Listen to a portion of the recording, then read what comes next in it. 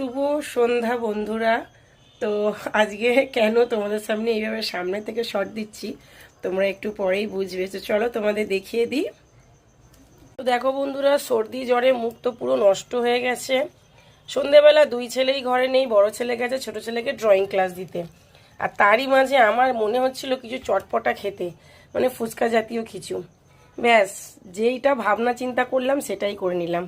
এই মাসের মান্থলি বাজার এই বর এনেছিল এইরকম ফুচকা পাঁপড়।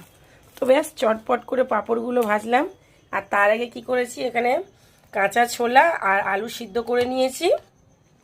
কাঁচা লঙ্কাটা দিতে ভুলে গেছি, বাবা কথা বলতে পারছি না বন্ধুরা, আমার জিভে জল চলে আসছে। আর এখানে দেখো টক জল বানিয়েছি, তাও আবার লেবু ছিল না, এই তেঁতুল ছিল না বলে লেবু দিয়ে আর চাট মশলা আমচুর পাউডার দিয়ে বানিয়েছি। কাঁচা লঙ্কা ধনে পাতা দিয়েছি। আর এই ঝুরি ভাজাও মাছের বাজারে ছিলই। তো মোটামুটি জোগাড়ু আইডিয়াতে কেমন হলো সব কিছু জানি।